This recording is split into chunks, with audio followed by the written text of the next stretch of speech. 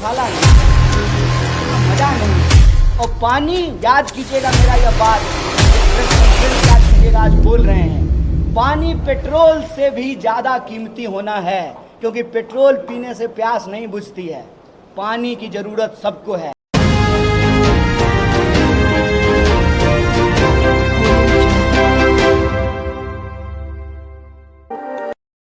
याद कीजिए, jute mill खुला था, कल ही हम समस्तीपुर में थे, तमाम जगह चीनी मिल खुला था, अभी भी चनपटिया का चीनी मिल बंद है, मोतिहारी का चीनी मिल बंद है, और पूरे इलाके में दोनों यूनिवर्सिटी जो है, दोनों ने 3 यूनिवर्सिटी घूम करके आ गए, बिहार यूनिवर्सिटी भी घूम लिए, अब LNMU के इलाके में घूम रहे हैं। एक भी ढंग का, एक कह रहे हैं, एक भी ढंग का लॉ कॉलेज नहीं खुला हो। तो यूनिवर्सिटी खोला हुआ कांग्रेस का, फैक्ट्री खोला हुआ कांग्रेस का, बांध बनाया हुआ कांग्रेस का, पुल बनाया हुआ कांग्रेस का, और कांग्रेस का बनाया हुआ पुल आज भी चल रहा है। मैं बेगूसराय से आता हूँ, सिमरिया घाट के बगल में हमारा जो है गांव है, और आप जो है दरभंगा मधुबनी के लोग कल पास का मेला करने वहाँ जाते हैं, 1 महीना रहते हैं, अभी भी देखिए राजेंद्र पुल खड़ा है, आज जो पुल बन रहा है वो तो गिर रहा है। तो हमारी जो कांग्रेस की अगर बात कीजिएगा, लोग क्या है ना, देखिए सर, कांग्रेस ना एक उदारवादी पार्टी है, कांग्रेस से आप सवाल पूछेगा तो आपको जेल में नहीं बंद कर देगी। तो लोगों को जो मन आता है उलझुल बात कहते हैं, लेकिन आप हमको बता तो दीजिए, जब से कांग्रेस सरकार में नहीं है, फुल फ्लेजेड कांग्रेस की सरकार लास्ट कब थी? 89 में थी। उसके बाद से कितनी फैक्ट्रियां बिहार में खुली है बता दीजिए।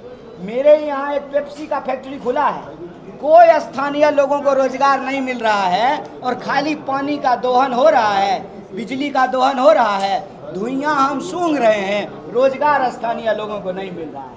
हमको बताइए कि पिछले 20 साल में कितनी फैक्ट्री खुली है, कितना यूनिवर्सिटी खुला है, कितना अस्पताल खुला है। लास्ट जो एम्स खुला है वो भी यूपीए का अप्रूव किया हुआ एम्स है। तो आप हमको बता दीजिए कौन सी पिछली सरकार। हम अपनी जिम्मेवारी लेने के लिए तैयार हैं, और अगर हमसे गलती हुई है तो मीडिया के सामने हाथ जोड़ करके माफ़ी मांगने को भी तैयार हैं, लेकिन जो है कोना कोना कौन कोना सौतली पुतौ कोना नहीं खेलेंगे। जो सच्चाई है वो सच्चाई है। किसी भी चाय की दुकान पे जा जाइए, और हम कहते हैं किसी भी विचारधारा के व्यक्ति से बात कीजिए, किसी भी दल के व्यक्ति से बात कीजिए, हर कोई स्वीकार करेगा कि पलायन एक बहुत बड़ा सवाल है। प्रश्न ये है कि कोई ना कोई तो इसकी जिम्मेवारी लेगा, और आज की सरकार नहीं लेगी तो कब तक पिछली सरकार गिनवाते रहिएगा। और हम कहते हैं कि जो सरकार जिम्मेवारी लेगी उसी को हम कुर्सी पे बिठाएंगे, जो जिम्मेवारी नहीं लेगी उसको टाटा बाय बाय कहेंगे। सर, पलायन का बात आपने कहा, तो बिहार में जो चुनाव होगा उस चुनाव में आपकी सरकार आएगी, तब ना आप कुछ कर पाइएगा। तो बिहार में जो चुनाव होगा तो क्या रणनीति है आपकी इस बार चुनाव में बिहार को लेकर कांग्रेस की? वो प्रेस कॉन्फ्रेंस जब करेंगे पवन जी आकर के चुनाव पे, तब उस रणनीति के बारे में। सीधा सवाल, पलायन आप कैसे रोकेंगे? आपके पास मैनिफेस्टो है, सीधा सीधा बता दीजिए। सीधा सीधा जवाब, जिस वजह से पलायन होता है उस वजह को रोकेंगे, पलायन रुक जाएगा। पलायन क्यों होता है? पलायन लोग पढ़ने के लिए बाहर जाते हैं, इलाज कराने के लिए बाहर जाते हैं, कानून व्यवस्था की हालत खराब है तो सामाजिक सुरक्षा के लिए बाहर जाते हैं। तीनों चीज़ आप सुनिश्चित कर दीजिए, पलायन रुक जाएगा। आप अगर यहाँ शिक्षा की व्यवस्था बेहतर कर देंगे तो यहाँ का विद्यार्थी क्यों बाहर जाएगा? फिर पंजाब का विद्यार्थी यहाँ पढ़ने के लिए आएगा। यहाँ के अस्पताल बेहतर कर दीजिए तो यहाँ का लोग दिल्ली क्यों इलाज कराने जाएगा? दिल्ली के लोग यहाँ इलाज कराने के लिए आएंगे। जिस वजह से पलायन होता है उस वजह को समाप्त कर दीजिए, पलायन रुक जाएगा। और सिंपल एक जवाब देते हैं, जब पैसा फ्री में तो नहीं पढ़ाता है ना जी, इंजीनियरिंग करने के लिए पूरा देश में जाते हैं तो अपने माँ बाप के पैसा से पढ़ते हैं। तो जब इंजीनियरिंग ही पढ़ना है तो मुजफ्फरपुर में क्यों नहीं पढ़ सकते हैं, दरभंगा में क्यों नहीं, मधुबनी में क्यों नहीं, समस्तीपुर में क्यों नहीं? यहीं इंजीनियरिंग का पढ़ाई करेंगे और यहीं कॉल सेंटर खुलेगा, और अमेरिका की नौकरी से तो यहाँ से भी बैठ करके किया जा सकता है। गुड़गांव और बेंगलोर में ही बैठ के करने की क्या ज़रूरत है? आप 24 घंटा बिजली की व्यवस्था कर दीजिए, आप 24 घंटा इंटरनेट की व्यवस्था कर दीजिए, तो वहाँ जैसे घर से निकल करके लोग जाता है कैब में बैठ करके नौकरी करके घर आता है, यहाँ भी कैब में बैठ के जाएगा, नौकरी करके घर आएगा।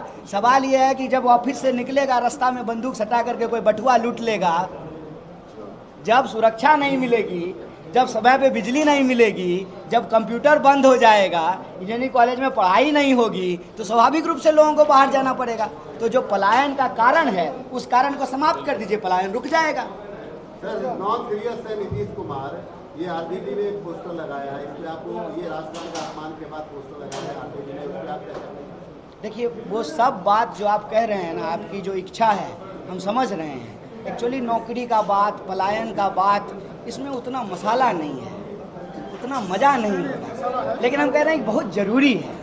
वो सब बात जो है हम करेंगे, हम कहीं भाग, हम एनजीओ थोड़ी हैं सर, पॉलिटिकल पार्टी हैं, देश का मुख्य विपक्षी पार्टी हैं, चुनाव लड़ेंगे, मैनिफेस्टो जारी करेंगे, प्रेस कॉन्फ्रेंस करेंगे, तब ये सब सवाल पूछिएगा और सब सवाल का जवाब देंगे। बिहार की शिक्षा व्यवस्था को आप कैसे देखते हैं? क्या अगर शिक्षा व्यवस्था अच्छी होती तो पलायन जो आप यात्रा निकाल रहे हैं वो निकालने की नौबत पड़ती? बिल्कुल नहीं नौबत पड़ती। अगर पलायन नहीं होता तो पलायन रोकने की बात नहीं करनी पड़ती।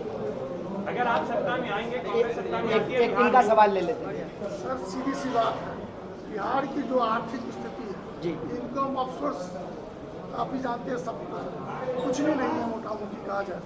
आप पलायन रोकने की बात करते हैं, रोजगार देने की बात करते हैं, लोगों को सैलरी कहाँ से देंगे, कहाँ से रोजगार उत्पन्न करेंगे, और इनकम ऑफ सोर्स के लिए आप क्या करेंगे कि बिहार की अपनी कुछ इनकम हो, कुछ व्यवस्था हो। क्योंकि केंद्र के भरोसे आज भी बिहार सरकार चल रही है, ये भी आज सत्य है, और कल होकर के बिहार जो भी राज्य हो उनको अपना इनकम नहीं है तो वो भी केंद्र के भरोसे ही चलती है। और आपका केंद्र में क्या है और बिहार में क्या है, क्योंकि आप 2025 के चुनाव के लिए जा रहे हैं, कैसे आप लोग? देखिए सबसे पहली बात तो ये कहना कि बिहार में इनकम के सोर्स नहीं है, गलत है। अगर इनकम का सोर्स नहीं होता तो पटना में ताज होटल नहीं खुलता। अरे हमारे आपके लिए तो ताज होटल नहीं खुला है, जो लोग पैसा कमा लिए हैं उन्हीं के लिए ताज होटल खुला है। और अभी हम आ रहे थे रास्ते में सर, समस्तीपुर से दरभंगा की तरफ, तो बड़ा बड़ा स्कूल खुला हुआ था, जीडी गोयनका और तमाम, तो उसमें जिसके पास पैसा है उसी का बाल बच्चा पढ़ रहा है। तो ऐसा नहीं है कि एक क्लास के पास पैसा नहीं है, पैसा है, और वो पैसा यहीं कमा रहे हैं। यहाँ आप जो है किसी भी डिपार्टमेंट में चले जाइए, कोई डिपार्टमेंट बिना कमीशन का तो चल नहीं रहा है, तो कमीशन वो खा कहाँ से रहे हैं? इसका मतलब सरकार के खजाने से पैसा खर्च हो रहा है। पैसा नहीं है तो एमएलए को सैलरी कहाँ से आ रहा है? एमएलए को सैलरी आ रहा है ना, एमएलए के लिए घर बन रहा है ना, मुख्यमंत्री के लिए घर बन रहा है ना, जो बड़े बड़े कार्यक्रम होते हैं सरकारी उसमें पैसा खर्च हो रहा है ना। ये प्राथमिकता का सवाल है सर, और प्राथमिकता का सवाल है, और प्राथमिकता जहाँ है वहाँ पैसा खर्च हो रहा है। हम आपको याद दिला देते हैं, अभी हमारी यात्रा ढाका से होकर के दरभंगा आई है। ढाका में भारतमाला प्रोजेक्ट बन रहा है। भारतमाला प्रोजेक्ट क्यों बन रहा है, किसके लिए बन रहा है? बिहार में जब कुछ है ही नहीं तो रोड क्यों बन रहा है? बिहार में है, बिहार में वो है जिसके लिए दुनिया तरसने वाली है। बिहार में है पानी, और पानी याद कीजिएगा मेरा यह बात, एक प्रेस कॉन्फ्रेंस याद कीजिएगा, आज बोल रहे हैं, पानी पेट्रोल से भी ज़्यादा कीमती होना है, क्योंकि पेट्रोल पीने से प्यास नहीं बुझती है, पानी की ज़रूरत सबको है। दुनिया में जिस तरह से पानी ख़त्म हो रहा है, दुनिया भर के पूंजीपतियों और कारोबारियों की नज़र बिहार की पानी पर है। और जब इंडस्ट्रियलाइजेशन होना था तब इंडस्ट्रियलाइजेशन नहीं हुआ है, और जब इंडस्ट्री अब ऑटोमेटिक हो गया है, जहां लोकल लोगों को रोजगार नहीं मिलेगा, तब ये जो है छोटा छोटा यूनिट लेकर के आ रहे हैं ताकि यहाँ के पानी का दोहन किया जा सके। ये जो बड़ी बड़ी सड़कें बन रही हैं हमारे आसपास, हमारे पास तो इनकम ही नहीं है, तो सड़क बना रहे हैं किसके लिए? सड़क बना रहे हैं यहाँ का संसाधन लूट के लेके जाने के लिए। आपको क्या लगता है, मखाना पे भाषण लगा दे करके गए हैं प्रधानमंत्री मस्का मार करके? अभी आपने जो है नाम लिया, जहम जहम चरण पड़े, एक बड़ा मशहूर किताब है बुद्ध के बारे में, जहम जहम चरण पड़े गौतम के। ये गौतम बुद्ध की बात नहीं, गौतम अदानी की बात हो रही है। यहाँ के संसाधनों पे नज़र है। मैं चुनाव की बात नहीं कर रहा हूँ, चुनाव होगा तो इस पे बोलेंगे और एकदम धमक के साथ बोलेंगे। एन केन प्रकारेण साम दाम दंड भेद, बीजेपी चाहती है उसका मुख्यमंत्री बने, और बीजेपी का मुख्यमंत्री बनने का मतलब है कि बिहार के संसाधन अदानी के हाथ में पहुंचे। संसाधन नहीं है, रेवेन्यू नहीं है, तो इंटरेस्ट क्यों है भैया? इतना इन्वेस्टमेंट क्यों हो रहा है पॉलिटिक्स में? पॉलिटिकल पावर को कब्जा करने के लिए प्राथमिकता का सवाल है। कहते हैं नीति बनती है जब नियत होता है। नियत होगा तो बिहार के पास क्या नहीं है? आप याद कीजिए 1952 का बिहार, 1952 का बिहार भारत का सबसे पिछड़ा राज्य नहीं था, दूसरे नंबर का राज्य था 1952 में। हमारा जो है पर कैपिटा इनकम आप उठा करके देख लीजिए, जानबूझ करके इसको बर्बाद किया गया है, जानबूझ करके जो इसको लेबर फैक्ट्री बनाई गई है। और मैं डंके के चोट पे कहता हूँ, what Bihar has been serving to the country, India has serving to the world. हाथ में हथकड़ी लगा करके पंजाब और हरियाणा के मजदूर भेजे गए हैं ना, जो हमारे साथ देश के भीतर होता है, हमारे देश के लोगों का के साथ वो देश के बाहर हो रहा है। और यह जो डंका बजने की बात है, विश्वगुरु बनने की बात, यह सिर्फ प्रचार है। हकीकत ये है, वो कहावत है ना, गौर भूंजी भांग नहीं। जब तक आपके कोठी में अनाज नहीं होगा, जब तक आपके घरों में किताब नहीं होगा, जब तक परिवार के लोगों के बीच में आपसी मेल और सम्मान नहीं होगा, देश तरक्की नहीं कर सकता है। इसीलिए साजिशन बिहार को लड़ाया जा रहा है। बिहार को लड़ाने का, नफरत की आग फैलाने का साजिश क्या है? साजिश ये है कि यहाँ के रिसोर्स पे नज़र है। ये मत कहिए कि बिहार के पास अपना कुछ नहीं है, बिहार के पास अपना सब कुछ है। और सबसे बड़ी चीज़ है ह्यूमन रिसोर्स। मानव शक्ति से ज़्यादा बड़ा ताकत क्या हो सकता है? मानव शक्ति एक, खाने के लिए जो है फूड, सारा फूड पार्क खोलने का तैयारी हो रहा है। और जल, जल जो है वो पेट्रोलियम से भी ज़्यादा कीमती होने जा रहा है।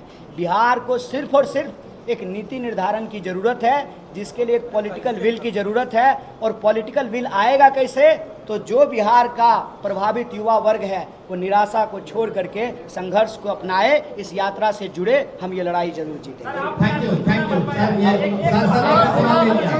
You sir. फिर पैदल चलना है, फिर पैदल चलना है, बाकी चीज़ अब यात्रा। कहते हैं कि बिना गुरु के भारत विश्व गुरु कैसे बनेगा?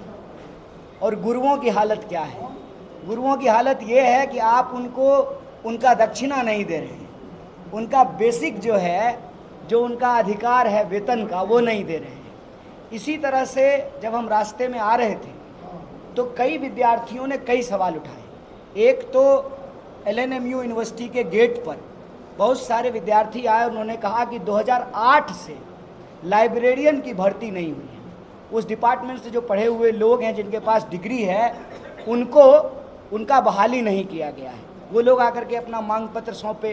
साथ ही साथ जो विद्यार्थी खेलते हैं और खेल कोटे से जो है उनको नौकरी मिलती है, एडमिशन मिलता है, उनका जो कोटा है उसको समाप्त कर दिया गया। तीसरा, दिव्यांग लोग आकर के हमारी यात्रा में चले और उन्होंने कहा कि डोमिसाइल नीति लागू नहीं होने के चलते जो बिहार के दिव्यांग हैं उनको नौकरियां नहीं मिल रही हैं।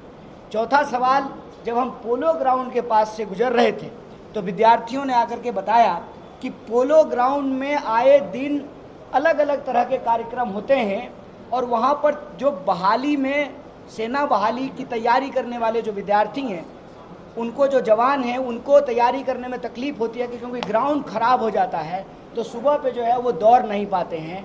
और ये जिला मुख्यालय है, यहाँ खेल के मैदान की ये हालत है, तो ब्लॉक पे जो है, प्रखंड पे जो है खेल की हालत क्या होगी, इसका अंदाज़ा आप लगा सकते हैं।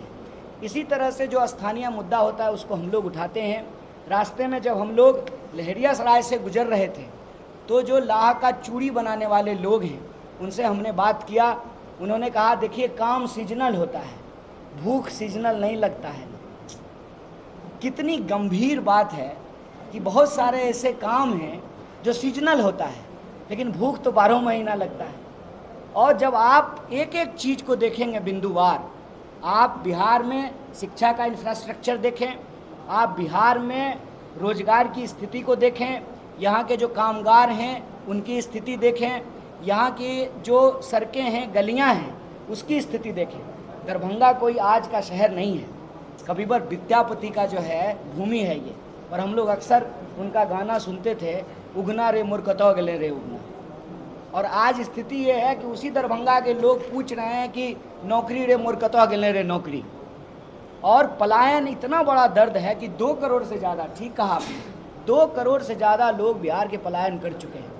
सरकार दावा करती है कि सब कुछ ठीक हो गया है, ब्रिज बन गया है, सड़कें बन गई है, बिजली 24 घंटा आ रहा है, सब कुछ ठीक हो गया है, तो लोग घर क्यों छोड़ रहे हैं? और ये खुशी में पलायन नहीं कर रहे हैं।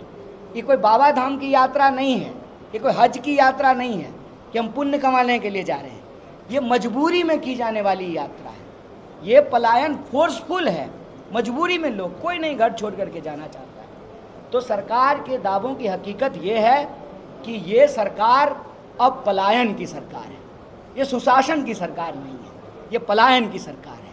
प्रश्न ये है कि कल हमारे जो नौजवान यात्रा में चल रहे हैं, क्योंकि ये यात्रा नौजवानों और विद्यार्थियों की यात्रा है, ये किसी एक व्यक्ति की यात्रा नहीं है।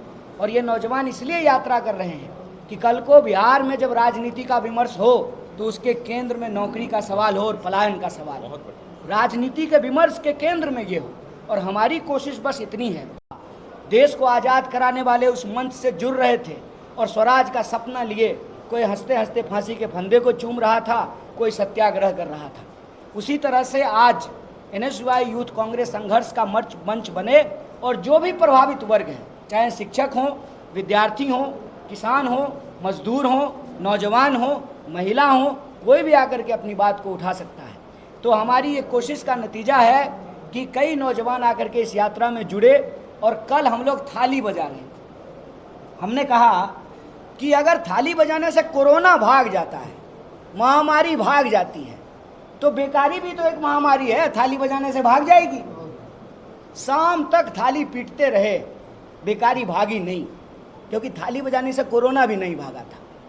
आज जो है हम लोग झुनझुना बजा रहे थे। झुनझुना इसलिए बजा रहे थे कि सरकार हमको हमारी पहचान के आधार पर लड़ा करके हमारे हाथ में नफरत का झुनझुना थमा देना चाहती है। रोजगार के नाम पे उनके बच्चे जो है BCCI में नौकरी पा गए हैं, देश से लेकर के विदेश तक। हमारे बच्चों को नौकरियां नहीं मिल रही हैं, तो उनको झुनझुना बजा के बता रहे हैं कि वोट तो हम ही देते हैं, तभी तो प्रधानमंत्री, गृह मंत्री और मुख्यमंत्री बनते हैं।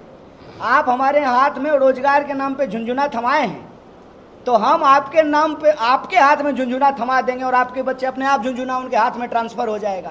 क्योंकि ना आप गृह मंत्री होते, ना आपका बेटा जो है BCCI का सेक्रेटरी होता। तो ये जो सवाल है, यही सवाल को लेकर के अलग अलग जिलों से होते हुए मिथिला की पावन भूमि पर यह यात्रा